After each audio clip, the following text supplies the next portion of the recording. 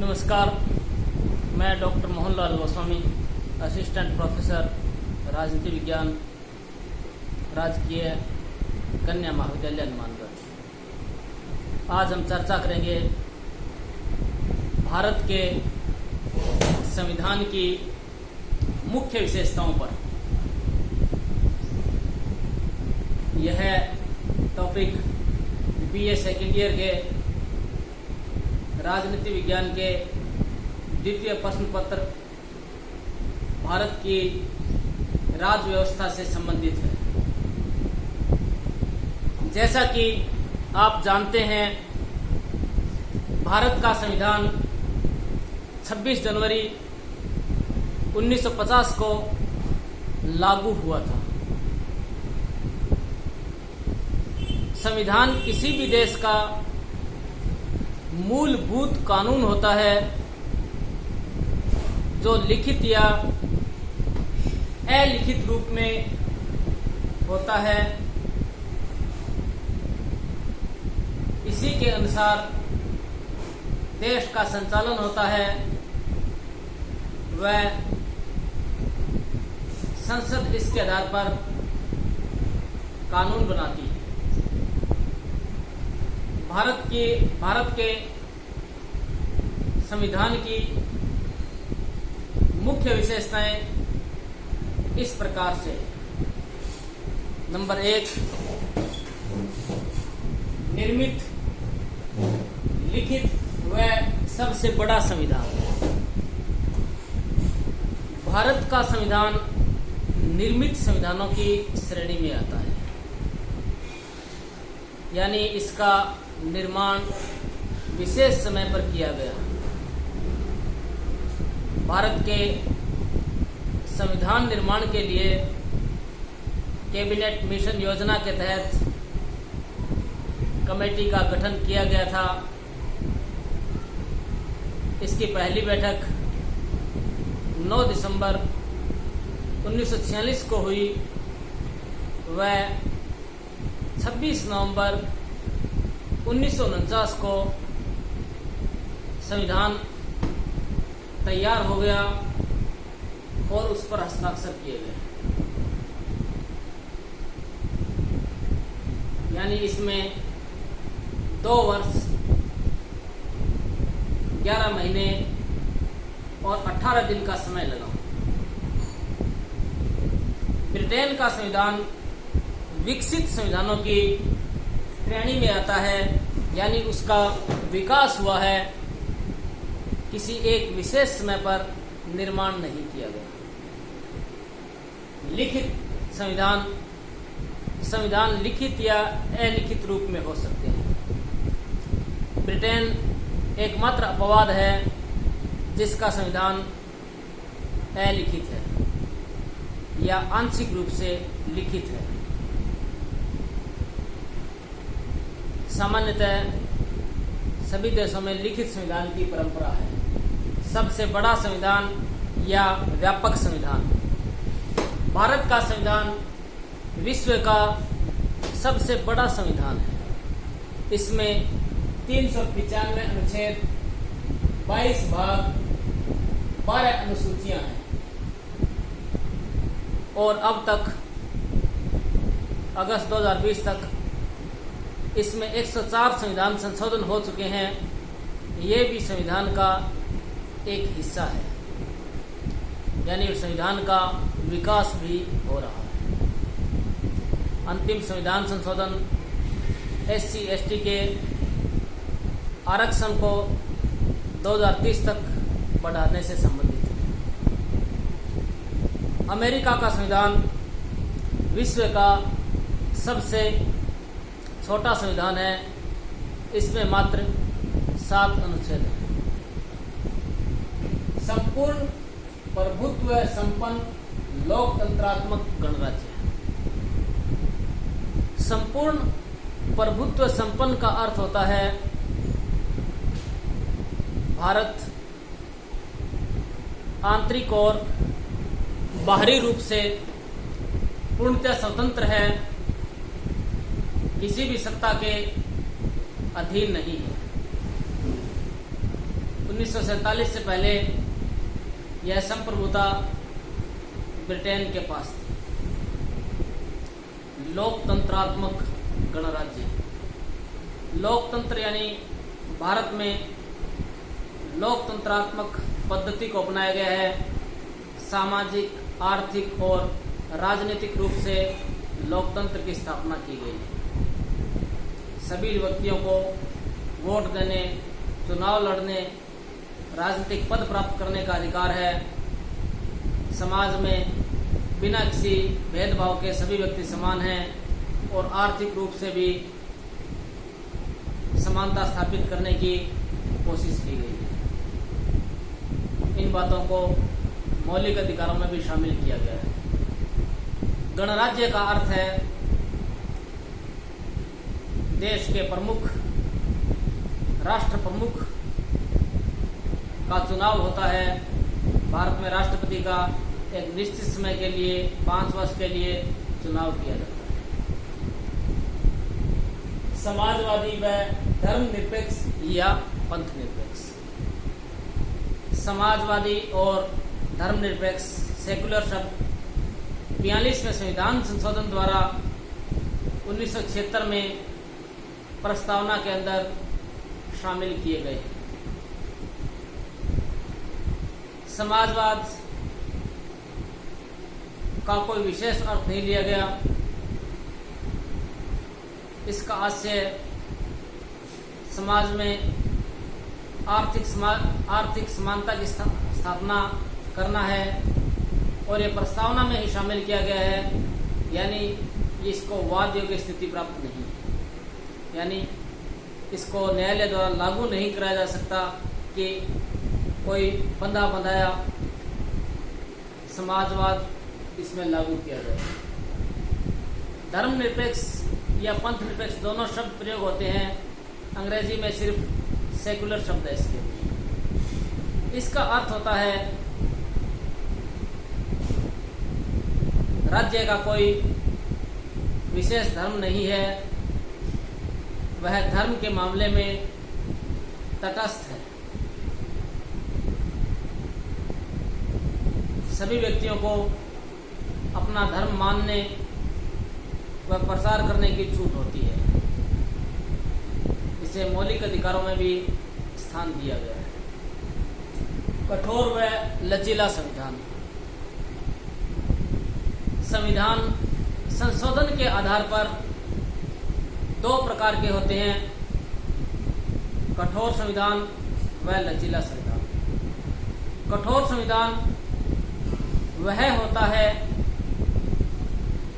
जिसमें संविधान संशोधन के लिए विशेष प्रक्रिया अपनाई जाती है और लचीला संविधान वह होता है जिसमें साधारण कानून निर्माण प्रक्रिया व संविधान संशोधन प्रक्रिया में कोई अंतर नहीं होता। इसका उदाहरण लचीले संविधान का उदाहरण ब्रिटेन है और कठोर संविधान का उदाहरण अमेरिका है। भारत में दोनों ही पद्धतियां इस्तेमाल की जाती है। साधारण कानून निर्माण प्रक्रिया द्वारा भी संशोधन किया जा सकता है, जैसे नए राज्यों का निर्माण, नाम परिवर्तन, नागरिकता संबंधी।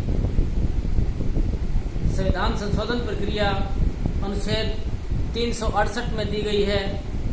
इसमें 2/3 बहुमत से संविधान की अधिकांश धाराओं में संशोधन किया जा सकता है और कुछ अनुच्छेदों में 2/3 बहुमत के साथ आधे से अधिक राज्यों की विधानसभा का अनुसमर्थन आवश्यक होता है, जैसे संघ राज्य संबंध, राष्ट्रपति का निर्वाचन इत्यादि। भारत का संविधान कठोर और लचीले संविधान का मिश्रण है। नंबर 5, संसदीय शासन व्यवस्था। भारत के संविधान पर ब्रिटेन के संविधान का सबसे ज्यादा प्रभाव है। ब्रिटेन में जिस प्रकार की संसदीय व्यवस्था है उसी प्रकार भारत में अपनाई गई है। व्यवस्थापिका और कार्यपालिका के संबंधों के आधार पर इसमें अंतर किया जाता है। कार्यपालिका का चुनाव व्यवस्थापिका में से किया जाता है और इसका कार्यकाल भी व्यवस्थापिका पर निर्भर होता है। तो ये संसदीय शासन व्यवस्था है। प्रधानमंत्री, मंत्रिपरिषद के सदस्य, संसद के सदस्य भी होते हैं और जब तक इनको लोकसभा में बहुमत रहता है, विश्वास प्राप्त रहता है, तब तक ये पद पर रहते हैं और लोकसभा कार्यकाल 5 वर्ष। अगर पूछा जाए कि प्रधानमंत्री का कार्यकाल कितने वर्ष है, कॉमन जो गलती की जाती है वो 5 वर्ष बताया जाता है। ऐसा नहीं है। प्रधानमंत्री का कार्यकाल लोकसभा पर निर्भर है, लोकसभा में विश्वास रहने तक निर्भर है। अगर लोकसभा में विश्वास प्राप्त नहीं है तो 5 वर्ष से पहले इसको पद से हटना पड़ सकता है। जैसे अटल बिहारी वाजपेयी 13 दिन के लिए प्रधानमंत्री रहे, फिर 13 महीने के लिए रहे। भारत में संसदीय व्यवस्था अपनाई गई है। एकात्मक व संघात्मक संविधान, शक्तियों के आधार पर इसमें अंतर किया जाता है। अगर संघ के पास सारी शक्तियां रहती है तो संघात्मक संविधान है। इसके साथ साथ देश के लिए एक संविधान, व्यवस्थापिका के उच्च सदन में राज्यों का समान प्रतिनिधित्व है, सर्वोच्च न्यायालय, ये विशेषताएं संघात्मक संविधान की है। इसका सबसे अच्छा उदाहरण अमेरिका है और एकात्मक संविधान का सबसे अच्छा उदाहरण ब्रिटेन है। भारत में दोनों ही तरीके इस्तेमाल किए गए हैं। शक्तियों का वितरण किया गया है, राज्यसभा में राज्यों को प्रतिनिधित्व दिया गया है, सुप्रीम कोर्ट की व्यवस्था की गई है, लिखित संविधान अपनाया गया है। परंतु एकात्मक विशेषताएं भी है और ये कहा जाए झुकाव एकात्मक व्यवस्था की तरफ है। शक्तियों का वितरण संघ के पक्ष में है, आपातकाल में भी एकात्मक हो जाता है। राज्यपालों की नियुक्ति, अखिल भारतीय सेवाओं की व्यवस्था, वित्तीय संसाधन इत्यादि, एकल नागरिकता इत्यादि ऐसी विशेषताएं हैं जो एकात्मक संविधान की है। यानी भारत में संघात्मक विशेषताओं के साथ एकात्मक पद्धति की तरफ झुकाव वाली व्यवस्था स्थापित की गई है। इसको अर्ध संघ भी कहा जा सकता है। मौलिक अधिकार व मूल कर्तव्य,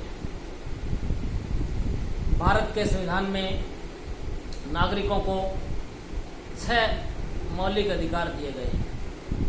ये संविधान के भाग 3 में अनुच्छेद 12 से 35 तक है।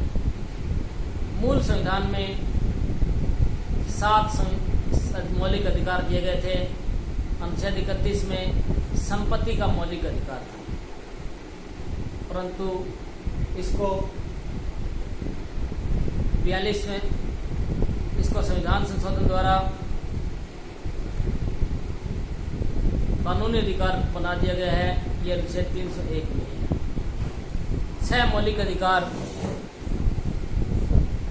समानता का अधिकार अनुच्छेद 14 से 18 में, स्वतंत्रता का अधिकार अनुच्छेद 19 से 22 में, शोषण के विरुद्ध अधिकार अनुच्छेद 23 से 24 में, धार्मिक स्वतंत्रता का अधिकार अनुच्छेद 25 से 28 में, शिक्षा व संस्कृति संबंधी अधिकार अनुच्छेद 29 से 30 में और संवैधानिक उपचारों का अधिकार अनुच्छेद 32 में दिया गया है। इनकी विस्तार से व्याख्या मौलिक अधिकारों के चैप्टर में करेंगे। उच्च न्यायालय व सर्वोच्च न्यायालय को मौलिक अधिकारों का रक्षक बनाया गया है। मूल कर्तव्य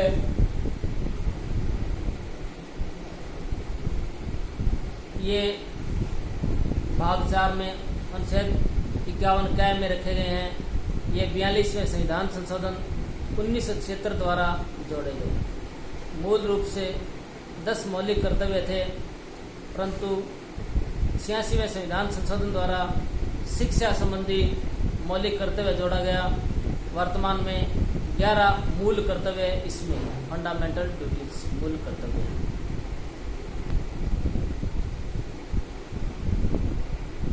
नेक्स्ट है इसमें नीति निर्देशक तत्व। राज्यों के लिए भाग 4 अनुच्छेद 36 से 51 में नीति निर्देशक तत्वों का वर्णन किया गया है, जहां मौलिक अधिकार वाद योग्य है, यानी उल्लंघन होने पर हम न्यायालय में जा सकते हैं। इन नीति निर्देशक तत्वों का उल्लंघन होने पर न्यायालय में नहीं जा सकते, परंतु राज्यों के कानून निर्माण के लिए आधार प्रस्तुत करते हैं, एक गाइडलाइन प्रस्तुत करते हैं। इनकी व्याख्या भी विस्तार से नीति निर्देशक तत्वों वाले अध्याय में की गई। स्वतंत्र न्यायपालिका। भारत में स्वतंत्र व निष्पक्ष न्यायपालिका की व्यवस्था की गई है। सभी राज्यों में सर्वोच्च उच्च न्यायालयों की व्यवस्था की गई है। 2 या अधिक राज्यों के लिए भी एक उच्च न्यायालय हो सकता है, जैसे पंजाब और हरियाणा का एक, पंजाब, हरियाणा, चंडीगढ़। और एक सुप्रीम कोर्ट या सर्वोच्च न्यायालय की व्यवस्था की गई है, जो संविधान का रक्षक है और अंतिम अपील का अंतिम न्यायालय है। वयस्क मताधिकार। देश में सभी व्यक्तियों को वोट देने का अधिकार दिया गया है। मूल रूप से 21 वर्ष प्राप्त व्यक्ति को वोट देने का अधिकार था, परंतु 61वें संविधान संशोधन द्वारा इसकी आयु 18 वर्ष रखी गई है। एकल नागरिकता। देश में सभी व्यक्तियों के लिए एक नागरिकता की व्यवस्था है, यानी वो भारत का नागरिक है, किसी एक प्रांत का या जिले का नहीं, पूरे देश की नागरिकता एक साथ दी जाती है।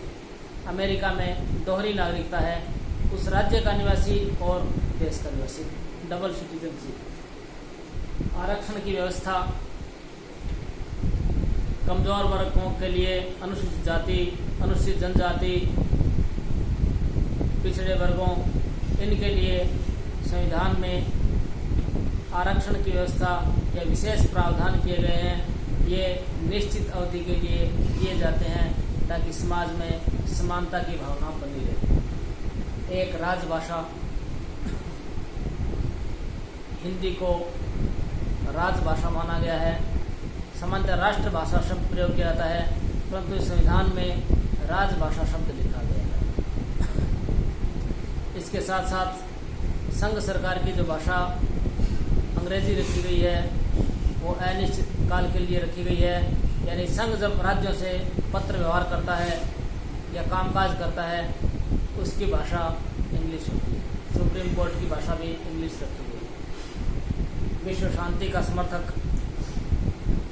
नीति निर्देशक तत्वों में भी भारत की विदेश नीति की रूपरेखा प्रस्तुत की गई है। वह विश्व शांति का समर्थक है। बातचीत द्वारा विवादित मुद्दों को हल किया जाएगा। इसी के आधार पर भारत की विदेश नीति की रूपरेखा दी गई है, बनाई जाती है। तो ये हमने देखा कि भारत के संविधान की मुख्य विशेषताएं। भारत का संविधान लिखित भी है, निर्मित भी है, परंतु इसका विकास भी हो रहा है। विकास किस रूप में? ये इस रूप में हो रहा है कि संविधान संशोधन जो होते हैं, इनकी व्यवस्था की गई है ताकि समय और परिस्थितियों के हिसाब से कुछ परिवर्तन होते हैं तो संविधान संशोधन किया जा सकता है। इससे संविधान जीवंत रहता है, गतिशील रहता है, ये आवश्यक भी होता है। ये हमने भारत के संविधान की मुख्य विशेषताओं का वर्णन किया। आपको इन सभी विशेषताओं को याद करना है। भारत की राज्य व्यवस्था पुस्तक है, तो उसमें से आप पढ़ सकते हैं। इस वीडियो को बीच में रोक कर पॉज करते हुए इसको आप देख सकते हैं। धन्यवाद।